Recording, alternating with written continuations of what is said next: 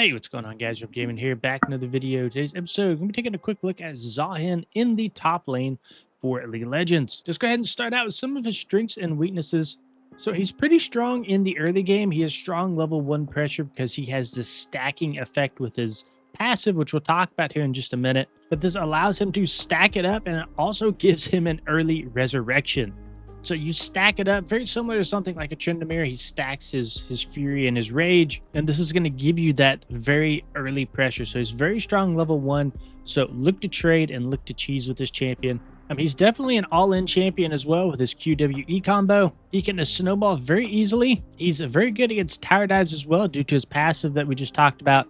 And he is also a lane bully. So he definitely has sort of like a selfish play style. So you should be looking to duel and split and fight as much as you possibly can on him. Now, some of his weaknesses, especially in the top lane, you're going to be weak against any sort of ranged poke. So you kind of want to be going up against melee matchups. Since he is a duelist champion, you do need all the gold and all the XP that you can possibly get so that you do have more presence in team fights. He doesn't have the most insane utility, so he has to make up for that with lots of damage.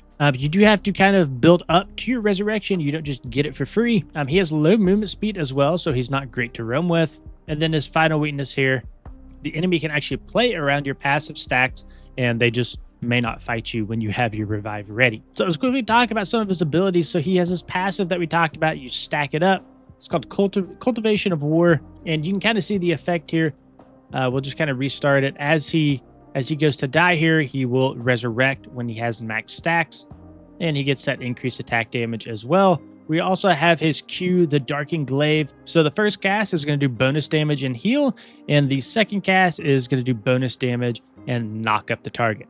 And next we have his W, Dreaded Return. You're going to stab in a direction, hitting enemies and pull them towards you. You notice here that he can stab multiple enemies at once and pull them in. You have his E, Orient Rush. So he will dash to a location and slice around himself. And then finally, we have his ultimate, Grim Deliverance. So rises, then stabs downwards, damaging enemies and healing within this circle. And that's going to be based on the damage that you deal, right? So you can kind of see how that's very snowbally. The more damage that you deal, the more that you heal. And a lot of times that means you don't necessarily want to engage with your ultimate, because in that case, the healing is just completely wasted if you're at full health. So, but you'll be using your Q for poke and to trigger some of your passive stacks. You'll be using your W if you want an extended trade, and you can use your E here to close any sort of gaps if they're running from you, or you can use it to disengage. One thing you do want to make sure is as you are using abilities, you want to be weaving autos in there to stack your passive quicker. All right, let's talk a little bit about itemization on him. So, if we go down to his core items, he's running Trinity Force, Plated Steel Caps, and Sundered Sky.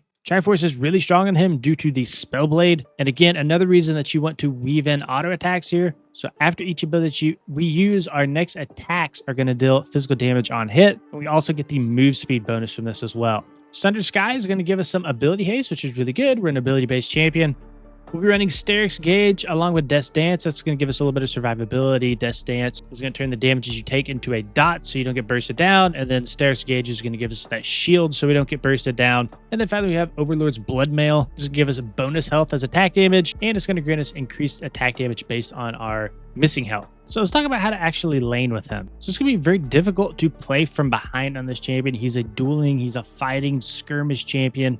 Your mid game is not very strong. Well, it is strong if you are in a good spot in the game. You're actually considered a strong mid-game champion, but you're considered a mid-tier late-game champion. So in lane, you need to be focused on two things: consistently farming and keeping your passive stacks up. If your passive stacks are up, you can pretty much fight at any given time, and most of the time, the fight's going to be in your favor.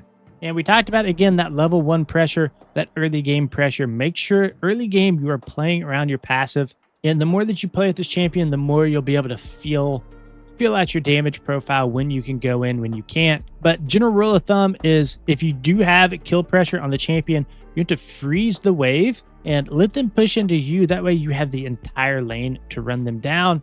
And then against hard counters, you actually really just want to hold the wave as much as you possibly can near your tower. And you really don't want to go in until you have your first item completed. Okay, let's talk about like roaming and helping your team. So this Zaahen isn't really a roaming champion. You do have a little bit of built-in mobility with your E, but to be honest, you're a very low move speed champion. Now, obviously, if there's a Rift Herald that is top lane, top side, yes, you can go and help, but don't be looking to leave your lane too much to, try to get a cheesy gank on the mid lane.